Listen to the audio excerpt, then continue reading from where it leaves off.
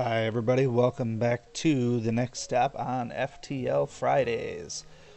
We recently finished up with our Taurus. It was not pretty. We ended up with a pretty epic defeat well before the final boss, but sometimes that's how it goes. We ended up with a pretty underwhelming ship and just couldn't ever really gain our footing. So we are going to hit up the list here. Like I said, we are going to be going from ship to ship to ship until we beat them, so we won't be cycling around to the Kestrel again for quite some time. So here we go with the Osprey. The Osprey is the also known as the Federation Cruiser. It's a pretty sweet ship. It is actually the ship that I beat for the very first time the entire game. I also beat the game with the original content rather than the enhanced edition. So that's actually the only one that I've ever beaten on the original. I was never able to actually clear the original content without any other ship, really. So, what's great about this ship here? Basically, I guess it has its own little thing. It's got this artillery beam, which basically just shoots by itself. So you want to get this powered up as soon as possible, because it will ultimately help you. Burst laser starts out, it's got 3 shots, required power of 2, it's a good start. No augments or anything like that, and we got a pretty stacked crew here as well. We got Mantis for borders, Rock for fire and for attacking as well, and then just 2 other guys as well. So we're going to go ahead and call this the Osprey1 for future reference. And then when we see high scores and stuff, we can compare and see where this one stacks up. So we will pick that. Compared to the second loadout, basically it starts out similar. This dual laser is extremely weak, but it starts out with a cannon or a missile weapon here. Layout's a little bit different, but ultimately this ship is basically the same. You can see that the artillery beam starts a little bit more powered, so keep that in mind. But otherwise, they're largely the same. The other big thing is the entry points as far as airlocks go. It's largely controlled in the middle here, and in the rear of the ship. There's nothing in the front here, whereas the primary ship has front and rear, and nothing in the middle. Alright, with that said, we are going to get started on Sector 1. So let's jump right into it. Ultimately, we're looking for another weapon or 2 pretty quickly. If we can find a heavy laser. They only cost 1 power to equip, so it'll be a good addition for us. But ultimately, this ship is more defensive than anything. Build up your shields, let your artillery beam just whittle down the opponents. So if we do get a drone system and we can do defensive drones, that's always beneficial as well. So my rename didn't take because I switched. Alright, let's go ahead and fire it up on easy mode. So first off, I'm just going to revisit my crew a little bit here. Nobody starts out with anything, so I don't mind having humans pilot. They're kind of neutral, but I do want this guy here in the middle. I want him the shortest possible distance to any type of conflict, I guess. And so I'll put that other guy in the engine room. That should be fine. And then this guy can stay up in the front here. It doesn't really matter where he's at. I might switch him down into... I don't need weapons just yet as far as manning that. But sensors would be nice early on. So I'm going to save this loadout here. And let's literally jump right into it. So, seems like the best route is to go up rather than down. Otherwise we'll hit that stupid nebula, which we don't want to deal with. We'll go up, we can hit a few more extra nodes. So basically the goal of these first few sectors, get a feel for the ship, and ultimately earn some scrap. So let's intervene and defend. So he's got a pretty weak dual laser type situation, basically the same weapon that I have. So I will put the hurt on his weapons. We're at the mercy of auto fire here, so that's not a problem. You'll also notice this weapon here, the artillery beam, you can't select it, you can't target it, it just auto fires. So automatically fires, and it pierces all shields, does 1 damage per room. So we just let that go. I'll turn up my evasion just a little bit. I don't need healing, so I'll take the extra 5% in evade. And now we just auto fire. There's not really much else we can do. His gun was actually weaker than mine. He only shot once, and now it's done with. So artillery beam is probably going to finish him off, but notice how slow it is to start with. That's why we have to pour scrap into that early. But you also have to have the scrap to spend to do so. If you don't have scrap to spend, this artillery beam can seem like more of a hindrance. But I assure you it is a good weapon because it is shield piercing. It's not like a typical beam weapon, so it's going to do some damage. If it fires here, I'll actually take this off for a second. We'll let this one do its damage. Pierces the shields. And it's done. Did 4 damage. So it does 1 damage per room that it hits. So even though it said deals a 1 damage thing, it's dealing 1 damage per room. So deals 1 damage and pierces shield. So it didn't say how many rooms it's going to hit. But you can count on a good 4 or 5 damage from this thing pretty regularly. So what I'm going to do, I'm going to check the cost here. It's 30 for 1 plus 20 for the power, so I'm going to get my second level of that just right out of the gate here and make that a little bit quicker. Ultimately, though, you want to get this thing leveled up as quickly as possible. There's 2 more tiers to it, so the next one is going to take 50 and then 20, so 70 scrap. So if I can get another 50 scrap, I can get to level 3 artillery beam pretty quickly.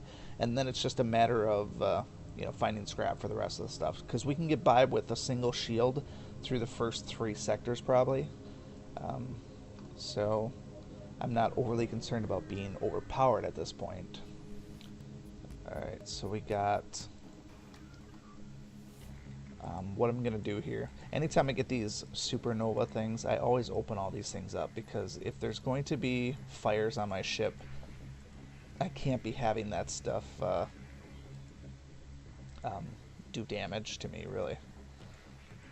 And I don't want them taking out my system. So unless it sparks in the shield room, and actually I don't even care about that. I'll send him into the shield room and open up my camera room as well. So the only downside to this ship, this weapon here, for a starting weapon, super slow. So we could see where having multiple shield layers would be beneficial. I'm going to take out his... Actually, I'm going to take out his weapons. I'm not overly concerned about that drone, even though it just hit me. He got lucky shot there. That is absolute garbage.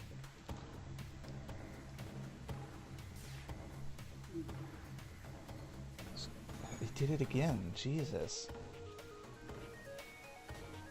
So his energy weapon is hitting right before the beam thing goes.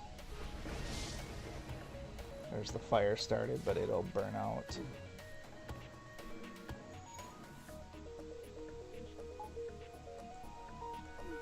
Fortunately, the fire took out his drone room, but three hull damage on such a stupid target too. That's really annoying.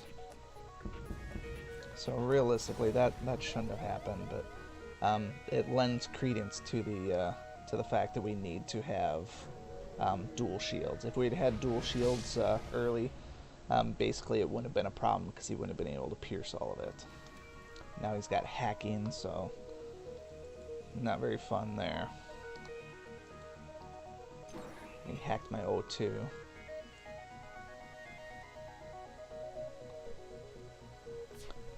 So some of these will seem like an uphill battle to start with. I guess we're just going to be taking some hull damage to start with, and he got 2 shots off just out of the blue. That's a little bit of a nuisance, but I'm going to get him back here. I'm going to close all my doors, and I'm going to go fix this stupid health room. So we definitely need another weapon. I don't want another burst laser, because the cooldown time is horrible on that. Heavy laser goes a lot faster. Hey, at least I got this back, so I didn't have to pay for that. So I felt like I was kind of owed that, because those first couple were absolutely ridiculous. Not getting a lot of scrap though. I'm going to hit up this one, this one. Should be able to hit all three of these nodes and still get out of here without too much trouble.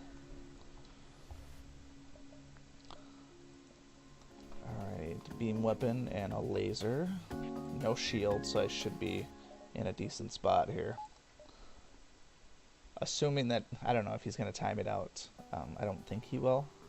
But if he times this with the beam weapon, he could hit, yeah, just like that. So I take even more hull damage. So those second tier shields can't come soon enough. So as soon as I get the scrap for it, I feel like I should probably do that. I believe it's going to cost 100 total.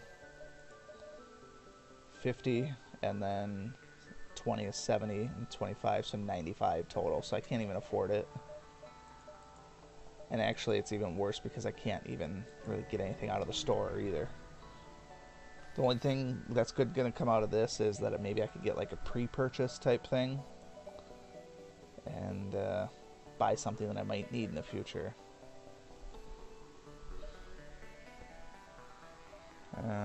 None of these look particularly promising.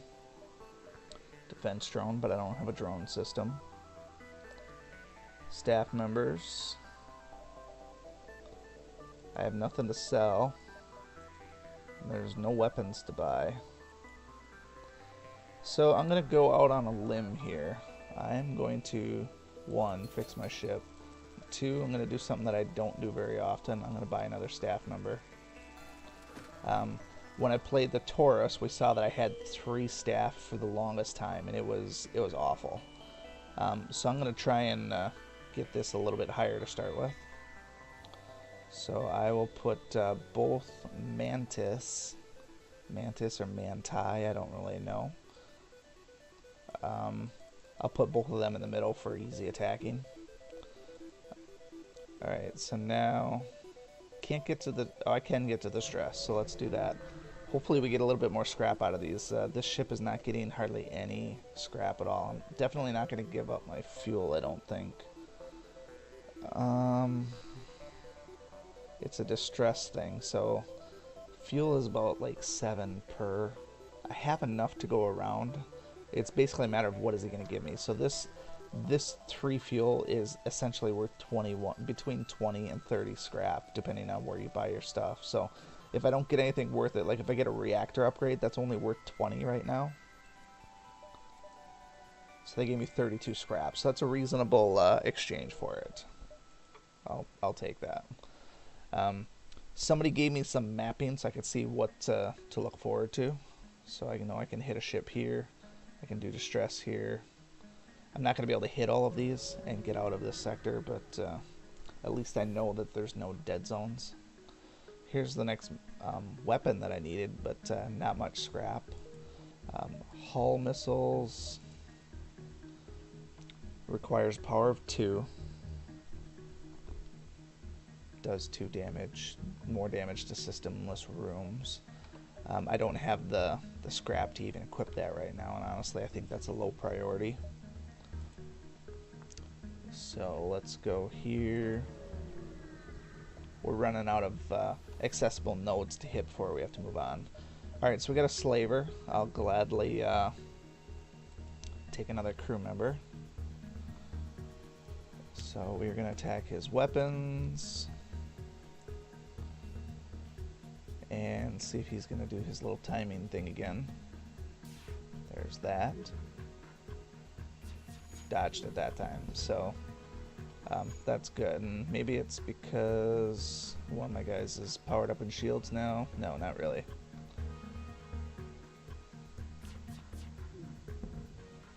And he's charging up his thing. Nikos. I've had Nikos before. I would gladly take him. Nikos, I think he has no skills. I'm going to put him... where's a good place to put him? I think he will do wonders in the door room. Somebody's got to be in there. And save. And jump. The other thing I have to get used to is the fact that I'm not playing the Taurus anymore. The Taurus has healing outside of the health room. We have to be very careful about borders. Now I have Mantis on my ship, so I'm gonna dismantle or dismantis any borders that come on. So I'm not afraid of borders at this point.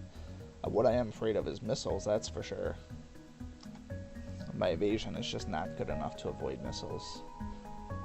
If I could get a defense drone, that would ultimately be the best defense. Of course, he hits my damn weapon room. It's insane how they just hit the worst possible spots. And then he hit my sensors.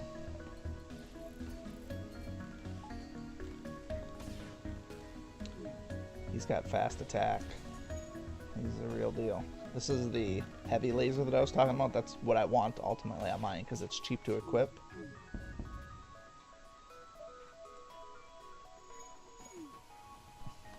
Took him out, but he hurt me. He definitely hurt me. I don't like being hurt.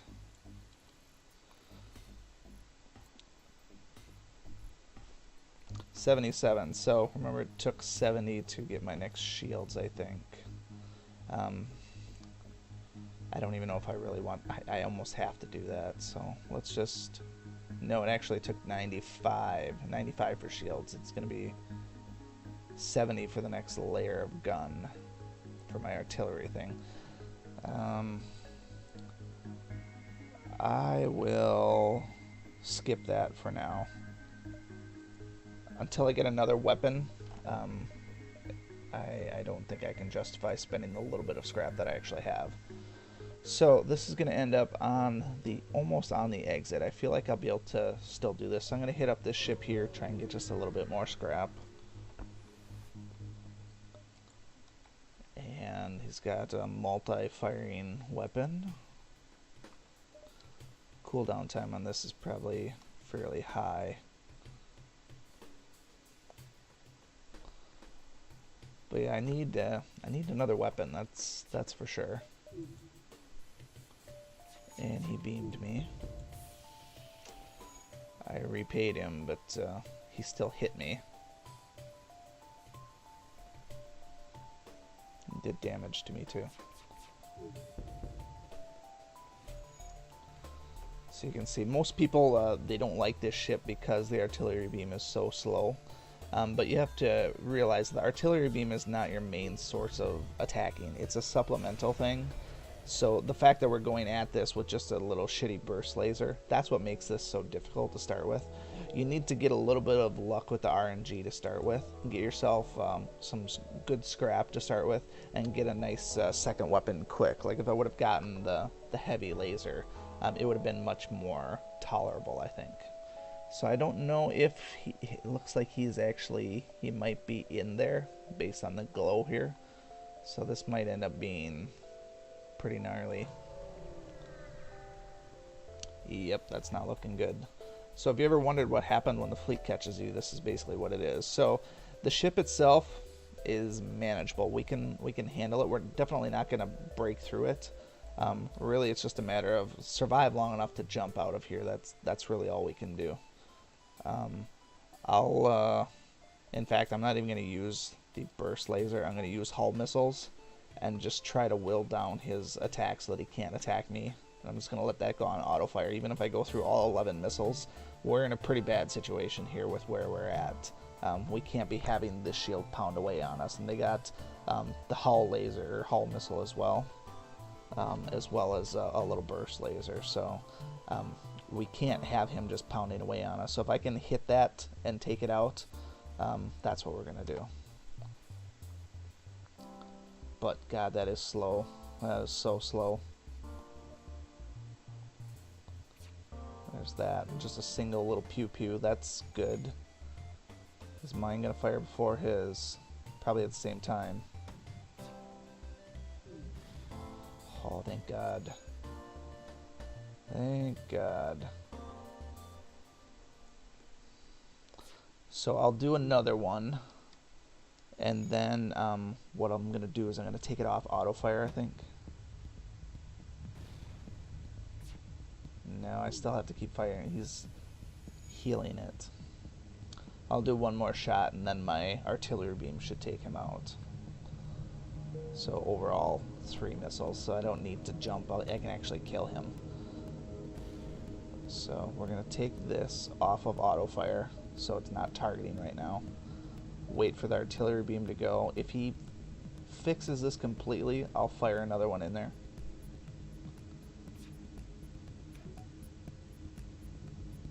But I'm hoping the artillery beam finishes him off. It should hit 3 rooms for sure, but maybe it won't. It hit 3 rooms. Alright, so let's just take him out. So that is the downside of running into the fleet. I mean, yeah, you fight a powerful ship, you'd think you'd get good rewards for it. We get 1 fuel, so that's not good. And we basically wasted 4 missiles instead. Alright, so we're going to jump to the next sector, and it does not look like a very fun map for us, to be honest here. There's a lot of nebulas and a lot of hostile, no matter where we start. So if we're going to plot this thing out here, personally, I don't know, this ship seems doomed to fail to start with, so what I think I'm going to do is I might just head up through this nebula sector. We have not spent really any time in nebulas because I don't really like them. So I can go nebula, hostile, nebula, hostile, nebula, hostile, nebula, nebula, nebula, or hostile, hostile, hostile. So I have quite the permutation options here. Once we get back to here, we have kind of our pick there as well. So either path we take, we can hit a civilian if we want it, or we can keep going with hostile. So I think what we will do, we will check out the nebula, and then if it goes really awful, we'll go hostile. If it's tolerable, we'll go to the next nebula. So we'll see how that goes. That's going to be the next video, though, so stay tuned, and we'll have that one next time. Thank you so much for watching this video and supporting my channel. If you like this video, please show your continued support by hitting that like button, and be sure to check out both my YouTube channels for new content all the time. And always remember, peace is a lie, there's only passion. We'll see you next time.